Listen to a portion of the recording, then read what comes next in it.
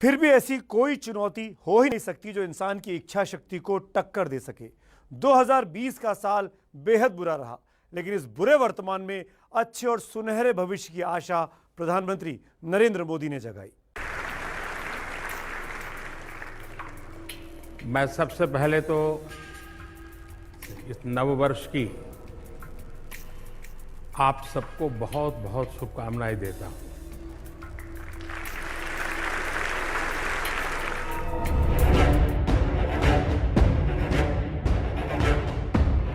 ये खतरनाक साल चुनौतियों के खिलाफ किसी 2020 के मैच की तरह था।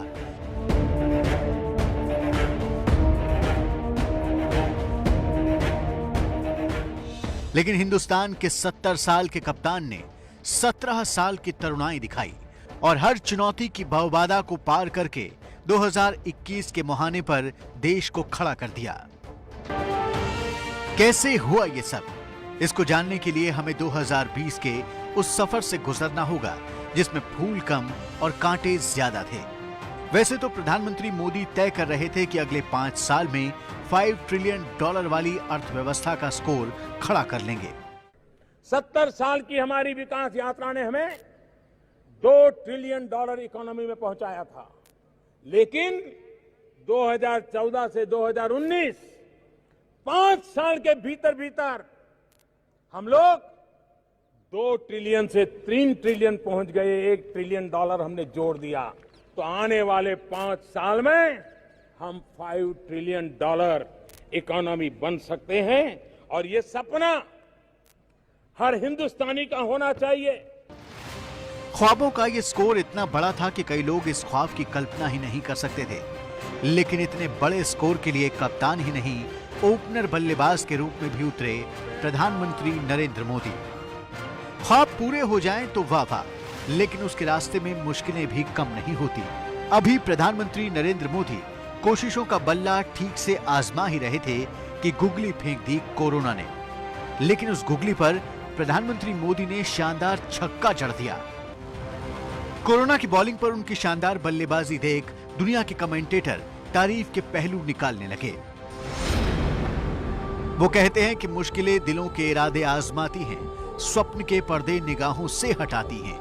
हौसला मत हार गिरकर ओ मुसाफिर, ठोकरें इंसान को चलना सिखाती हैं। नए साल में हिंदुस्तान ही नहीं बल्कि पूरी दुनिया को ठोकर लगी कोरोना के वायरस की। दुनिया के तमाम बड़े बड़े और संपन्न मुल्कों में मैयत का सन्नाटा पसर गया। लेकिन हिंदुस्तान की हुकूमत संभालने वाले ने कोरोना के खिलाफ भी मोर्चा संभाल लिया। जनता कर्फ्यू,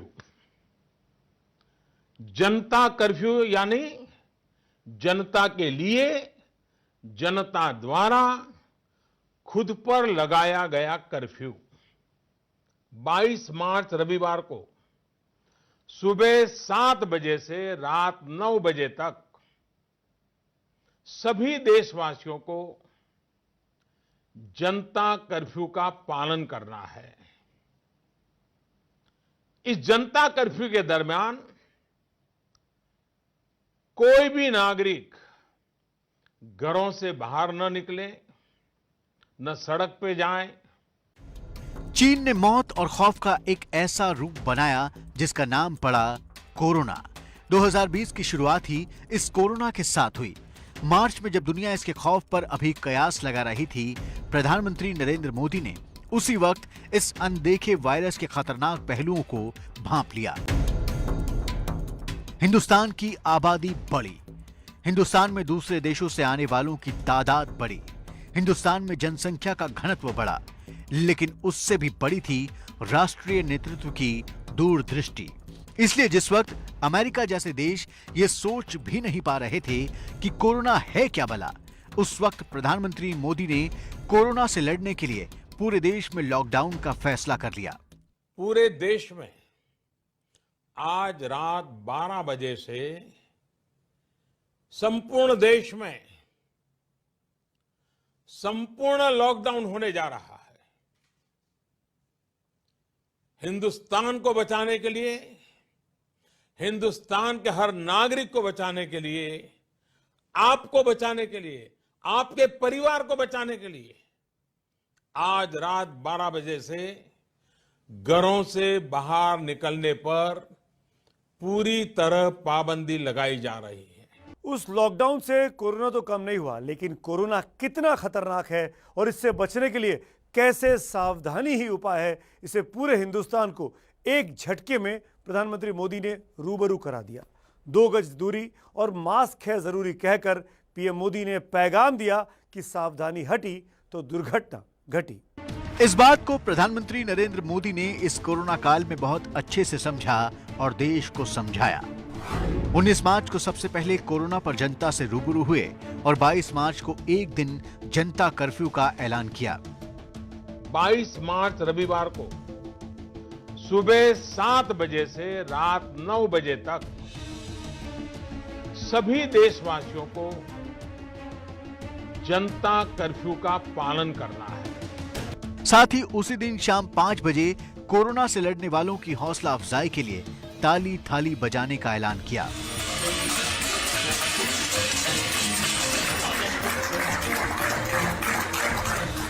चौबीस मार्च को रात 8 बजे टीवी पर आए और देश को बताया कि कैसे आधी रात से 21 दिन तक पूरे देश में लॉकडाउन रहेगा। पूरे देश में आज रात 12 बजे से संपूर्ण देश में संपूर्ण लॉकडाउन होने जा रहा है। 3 अप्रैल को लोगों से कहा कि वो रात 9 बजे अपने घर में एक दिया कोरोना के खिलाफ और कोरोना वॉरियर्स का हौसला बढ़ाने के लिए जलाएं। 14 अप्रैल को फिर से जनता से रूबरू हुए और उन्हें कोरोना में लापरवाही के खिलाफ तैयार किया। 12 मई को जब जनता से संवाद किया तो कोरोना के खिलाफ 20 लाख करोड़ रुपए के आर्थिक पैकेज का ऐलान किया। एक विशेष आर्थिक पैकेज की घोषणा कर रहा, 20 लाख करोड़ रुपए का है, 20 लाख करोड़ रुपए का है। 28 मई को जब सामने आए तो प्रधानमंत्री गरीब कल्याण अन्न योजना के एक्सटेंशन का ऐलान किया।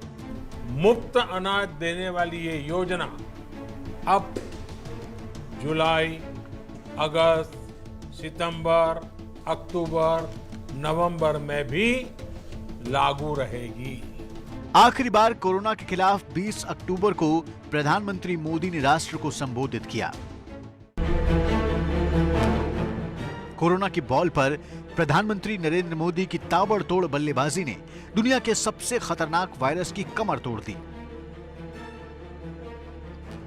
भारत सरकार इस स्थिति पर, इस वैश्विक महामारी के फैलावे के इस ट्रैक रिकॉर्ड पर पूरी तरह नजर रखे हुए हैं। इस वैश्विक महामारी का मुकाबला करने के लिए 2 प्रमुख बातों की आवश्यकता है। पहला, संकल्प और दूसरा, संयम। प्रधानमंत्री मोदी ने एक तरफ कोरोना के खिलाफ मास्क ही वैक्सीन है जैसा माहौल बनाया, वहीं लॉकडाउन के बाद विस्थापित लोगों का पेट भरने के लिए 80 करोड़ लोगों तक 6 महीने के लिए राशन पहुंचाने का फैसला किया। इन सारी कोशिशों का नतीजा ये हुआ कि जहां 33 करोड़ की आबादी वाले अमेरिका में अब तक कोरोना के करीब 2 करोड़ मामले सामने आए, वहीं 133 करोड़ आबादी वाले हिंदुस्तान में 1 करोड़ मामले। अगर कोरोना से मरने वालों की तादाद देखें तो अमेरिका में अब तक 3,40,000 लोगों की मौत हो चुकी है, वहीं भारत में 1,48,000 की। अगर समय पर कोरोना की खौफनाक आहट को प्रधानमंत्री नरेंद्र मोदी ने नहीं भांपा होता तो जाते जाते 2020 बर्बादियों का नजराना दे गया होता। India is much better place than many other nations. India's death per million due to COVID is under 12. To place this in a context, the death rate in Italy is 574 per million. The figures in America, Britain, Spain, and France are also much higher than India. हालांकि corona से निपटने में शुरुआती दिनों में ही कम मुश्किलें नहीं आईं। लॉकडाउन जिस तेजी से लगाया गया, उसी तेजी से लॉकडाउन के साइड इफेक्ट के बारे में नहीं सोचा गया। इसी का नतीजा था कि अपने अपने घरों में कैद प्रवासी मजदूर रोजी रोटी पर आफत देखकर घरों से निकल पड़े। शुरुआती दिनों में उनके लिए कोई इंतजाम नहीं दिख रहा था।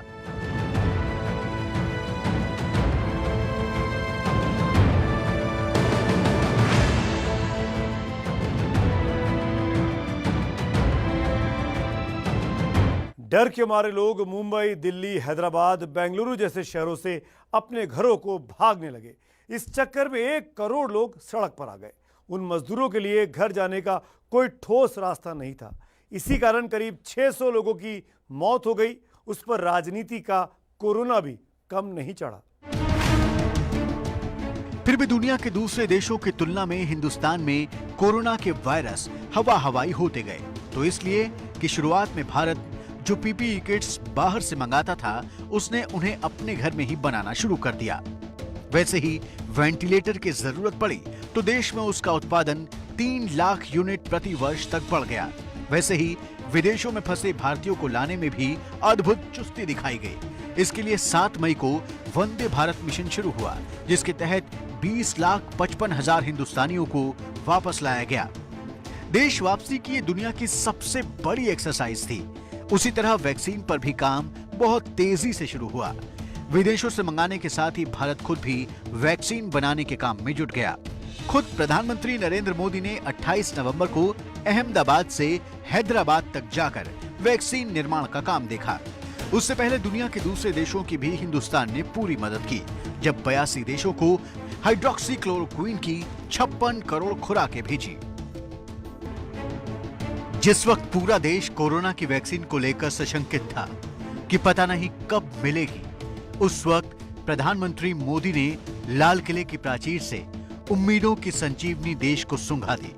हर किसी के मन में सवाल है, कोरोना की वैक्सीन कब तैयार होगी?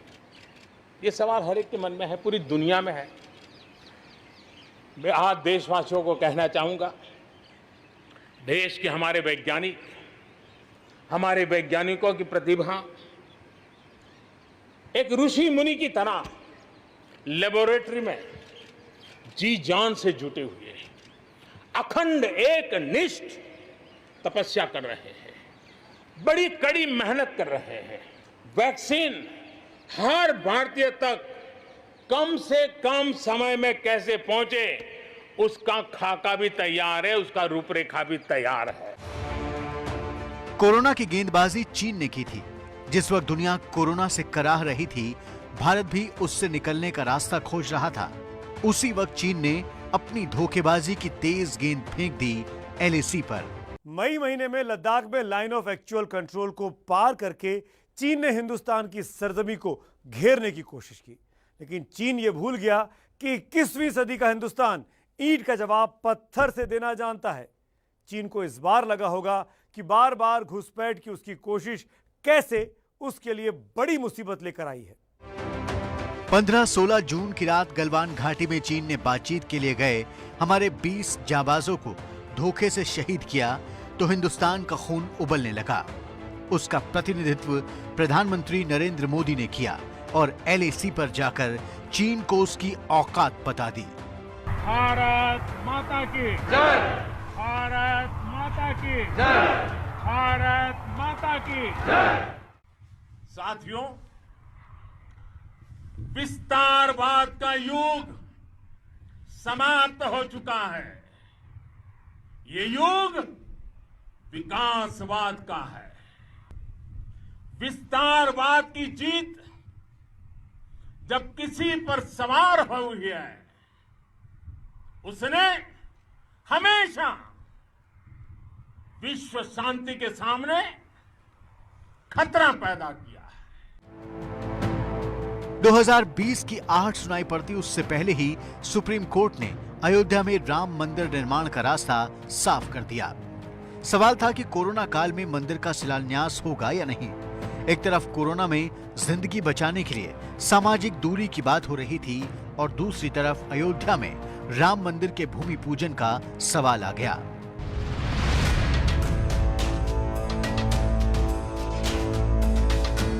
प्रधानमंत्री नरेंद्र मोदी भगवान राम के भव्य मंदिर के निर्माण के लिए भूमि पूजन करने अयोध्या पहुंचे।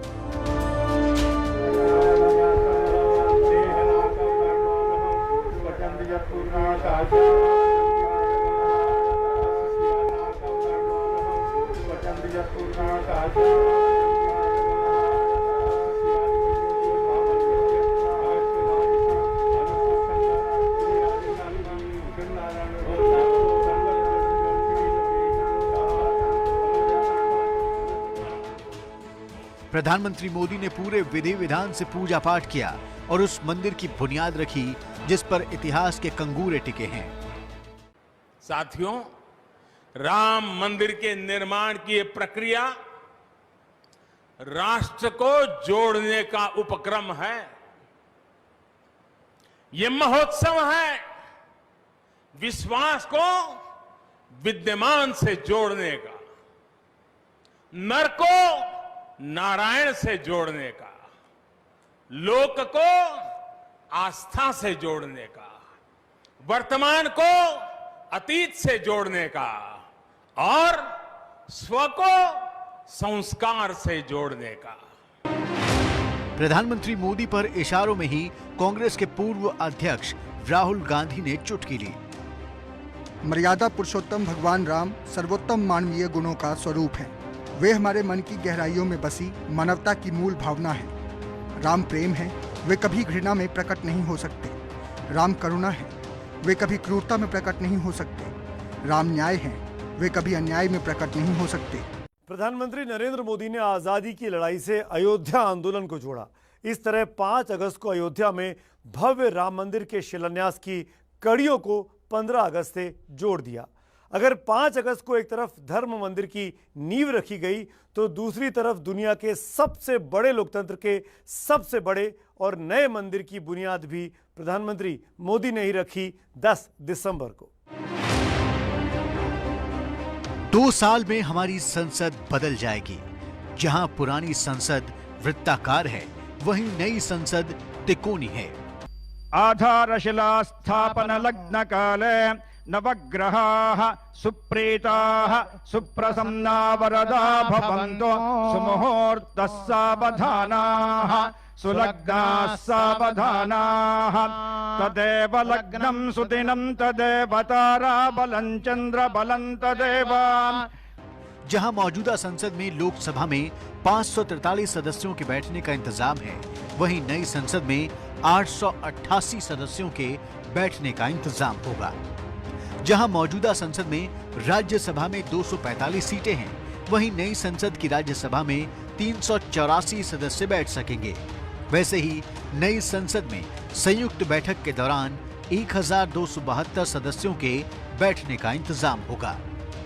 ये इमारत अब करीब करीब 100 साल की हो रही है। बीते दशकों में इसे तत्कालीन जरूरतों को देखते हुए निरंतर अपग्रेड किया गया।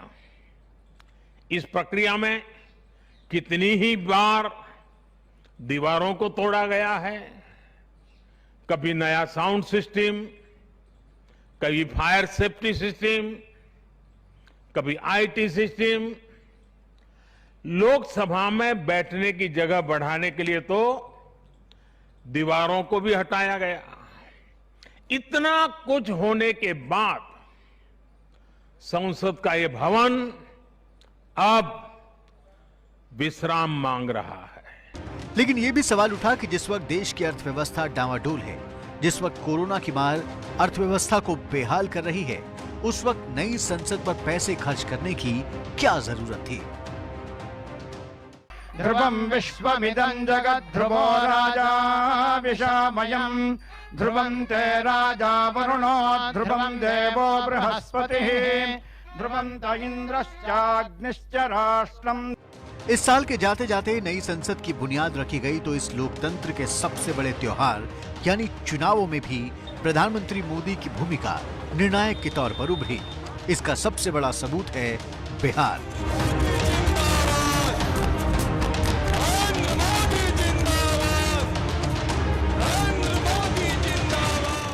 बिहार के विकास के इन प्रयासों के बीच आपको सतर्क भी रहना है। सतर्क उन लोगों से जिनका इतिहास बिहार में जंगल राज का है। बिहार में जंगल राज लाने वालों के साथियों को भारत माता से दिक्कत है। कभी एक टोली कहती है कि भारत माता की जय के नारे मत लगाओ, कभी दूसरी टोली को भारत माता की जय से सिरदर्द होने लगता है। ये भारत माता के विरोधी अब एकजुट होकर बिहार के लोगों से वोट मांगने के लिए आए। इस बार बिहार में विधानसभा के चुनावों पर सबकी नजरें थी। कोरोना काल में ये पहला चुनाव था। जब लॉकडाउन लगा तो दूसरे राज्यों में काम करने वाले बिहार के तमाम मजदूरों की घर वापसी में बहुत सारी दिक्कतें आईं। उन दिक्कतों के साए में तेजस्वी यादव के नेतृत्व में विपक्ष का महागठबंधन भी जमकर चुनाव लड़ा। तेजस्वी का 10 लाख सरकारी नौकरियों का ऐलान सबसे बड़ा चुनावी मुद्दा बन गया। पहले कैबिनेट मीटिंग में सरकार बनती है तो पहला दस्तखत जो होगा, हस्ताक्षर जो होगा, वो 10 लाख नौजवानों को रोजगार देने का होगा, जो कि स्थायी होगा, सरकारी होगा। जवाब में एनडीए के पास प्रधानमंत्री मोदी का चेहरा और नीतीश कुमार का शासन था। हालांकि नीतीश के खिलाफ जहां तहां लोगों का आक्रोश दिखा और खुद नीतीश भी कई जगहों पर अपना आपा खोते दिखे। अपने माता से पूछो कि कहीं कोई स्कूल था? कितना आदमी मना किया है? कितना आदमी मना किया है? और तुम बीच में 10 आदमी ऐसे ही हल्ला कर रहे हो?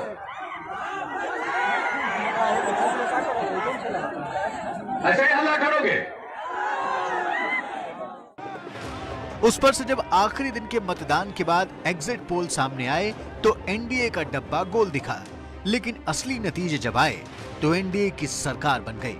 नीतीश कुमार दोबारा मुख्यमंत्री भले बन गए, लेकिन बिहार में सत्तारूढ़ गठबंधन का सिरमौर बीजेपी बन गई। बीजेपी ने इसका सेहरा प्रधानमंत्री मोदी के सिर पर बांधा। आत्मनिर्भर भारत और आत्मनिर्भर भारत का रूप देखा आत्मनिर्भर बिहार, और बिहार की जनता ने मोदी जी के इस काम के लिए मोहर लगाई। इस बात को हमको समझना चाहिए और इसलिए विकास की नई बहार के लिए आशाओं के साथ, आकांक्षाओं के साथ बिहार की जनता ने भी और देश के उपचुनाव की जनता ने भी अपने मोहर लगाई और भारतीय जनता पार्टी को चुना है। हालांकि 2020 का आगाज चुनावी लिहाज से बीजेपी को बहुत खटका होगा, जब दिल्ली में आम आदमी पार्टी से उसको फिर मुंह की खानी पड़ी। लेकिन दिल्ली की हार से मनोबल गिराने की जगह बढ़े हौसले से बीजेपी आगे बढ़ी। कोरोना काल में दुनिया ने प्रधानमंत्री नरेंद्र मोदी के कई चेहरे देखे। एक चेहरा जिसने समय रहते हिंदुस्तान को संभाल लिया।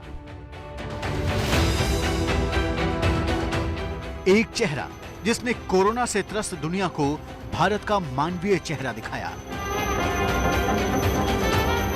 एक चेहरा जिसने चीन को भारत के आक्रामक तेवर वाला चेहरा दिखाया।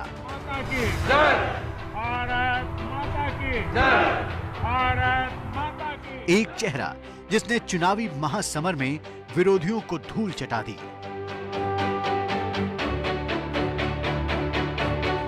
और इन सब के बीच खुद प्रधानमंत्री नरेंद्र मोदी का एक चेहरा जिस पर दाढ़ी किसी संत की तरह पूरी बढ़ चुकी है। वैसे तो प्रधानमंत्री मोदी अरसे से दाढ़ी रखते हैं, लेकिन इस बढ़ी हुई दाढ़ी के साथ उनकी कई भंगिमाएं सामने आईं।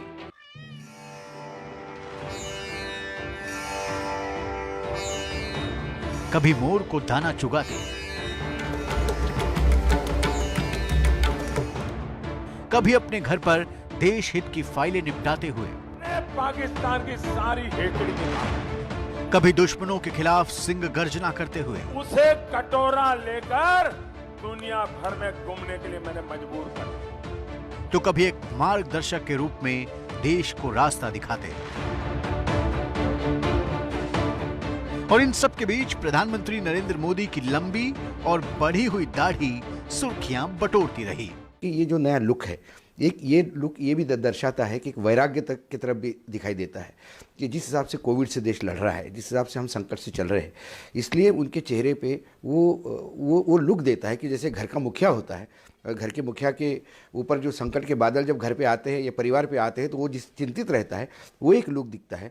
दूसरा, ये कहीं ना कहीं रविंद्रनाथ टैगोर से मिलता जुलता दिखाई देता है और उनकी बातचीत का लहजा भी वो उसी हिसाब से है। तो वो जो दाढ़ी हमेशा ट्रिम करते थे, इस बार उन्होंने बढ़ने दी।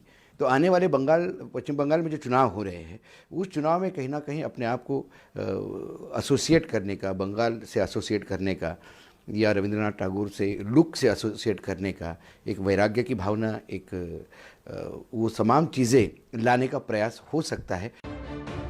एक तरफ देश में प्रधानमंत्री नरेंद्र मोदी के कई फैसलों पर सवाल उठे तो दूसरी तरफ विदेश में उनकी कई बार वाहवाही भी हुई।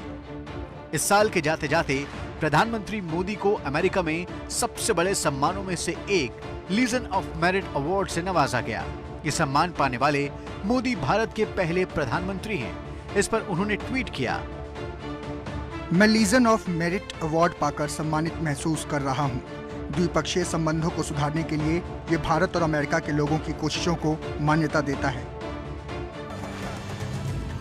वैसे सम्मान से याद आया कि प्रधानमंत्री नरेंद्र मोदी ने इसी साल फरवरी में अमेरिका के राष्ट्रपति डोनाल्ड ट्रंप को नमस्ते ट्रंप कार्यक्रम के लिए अहमदाबाद में बुलाया था। प्रेसिडेंट ट्रंप बहुत बड़ा सोचते हैं और अमेरिकन ड्रीम को साकार करने के लिए उन्होंने जो कुछ किया है, दुनिया उसे भली भांति परिचित है। प्रेसिडेंट ट्रंप की ये यात्रा भारत और अमेरिका के संबंधों का नया अध्याय है। एक ऐसा अध्याय जो अमेरिका और भारत के लोगों को प्रोग्रेस एंड प्रॉस्पेरिटी का नया दस्तावेज बनेगा। A great champion of India, a man who works night and day for his country, and a man I am proud to call my true friend, Prime Minister Modi. The life of Prime Minister Modi underscores the limitless promise of this great nation. He started out by his father's side as a chihuahua, a tea seller. When he was a young man, he worked at a cafeteria in this city. Stand up.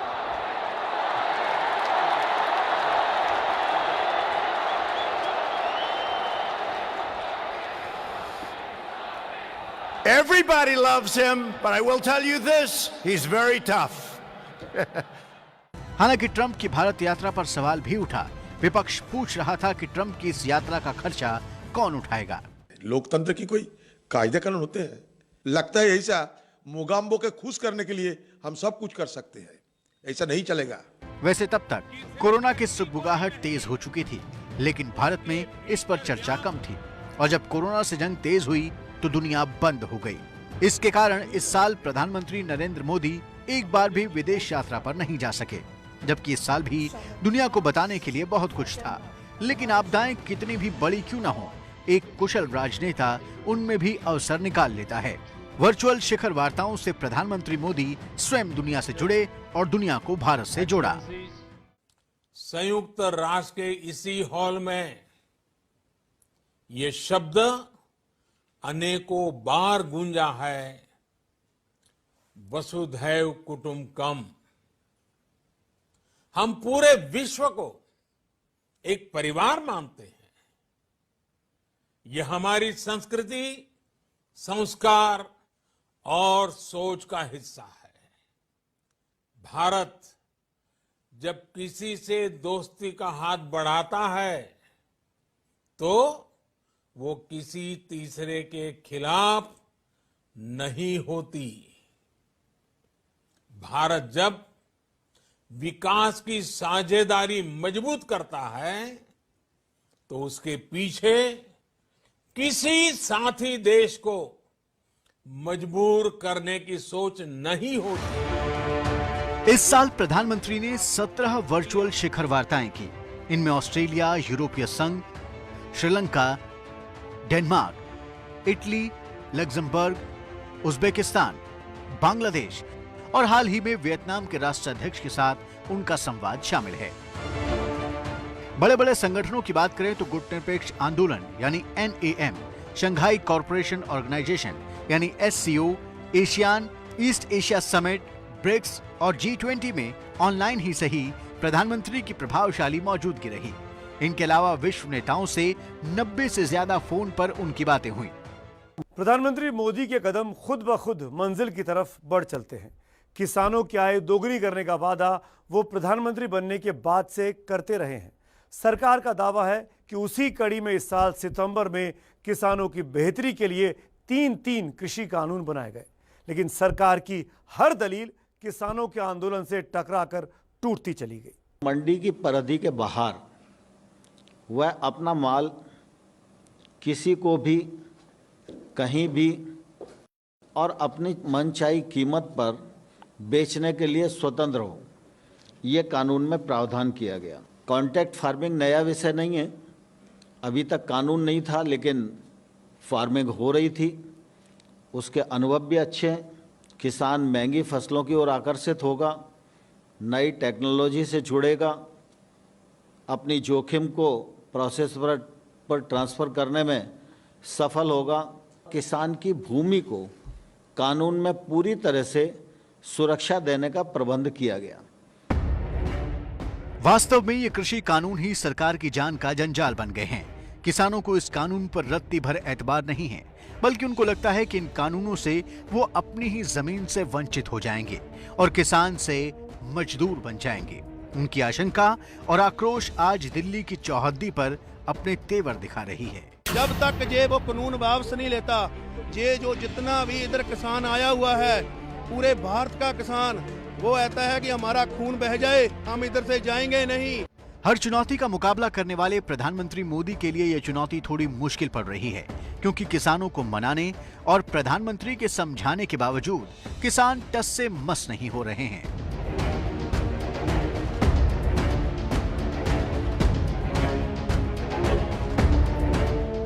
ये साल प्रधानमंत्री मोदी के लिए अहम रहा, क्योंकि उनकी व्यक्तिगत उपलब्धि के नाम पर भी वो इतिहास के एक शिखर पर खड़े हैं। 7 अक्टूबर को प्रधानमंत्री मोदी सत्ता के बड़े पद पर 20वें साल में प्रवेश कर गए। इसी तारीख को 2001 में उन्होंने गुजरात के मुख्यमंत्री पद की कमान संभाली थी। उसके बाद 13 साल वो मुख्यमंत्री रहे और 6 साल से प्रधानमंत्री हैं। 13 अगस्त को वो सबसे लंबे समय तक प्रधानमंत्री रहने वाले गैर कांग्रेसी नेता बन गए। प्रधानमंत्री मोदी ने पूर्व प्रधानमंत्री अटल बिहारी वाजपेयी का रिकॉर्ड तोड़ा। प्रधानमंत्री मोदी लंबे समय तक प्रधानमंत्री रहने वाले चौथे प्रधानमंत्री हो गए हैं और मोदी चौथे ऐसे प्रधानमंत्री बन गए हैं जिन्हें 7 बार लाल किले से तिरंगा फहराने का मौका मिला। प्रधानमंत्री नरेंद्र मोदी की जिंदगी तमाम आंदोलनों से जुड़ी रही है, इमरजेंसी से लेकर राम मंदिर आंदोलन तक। लेकिन 2014 में देश की बागडोर संभालने के बाद से ये पहला साल रहा जिसका आरंभ भी आंदोलन से हुआ।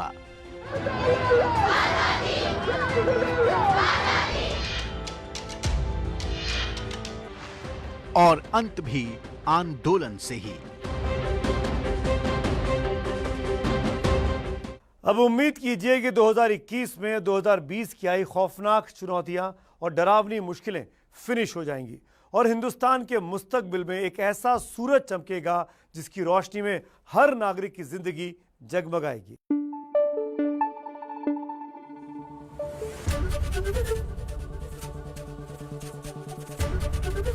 ABP न्यूज आपको रखे आगे।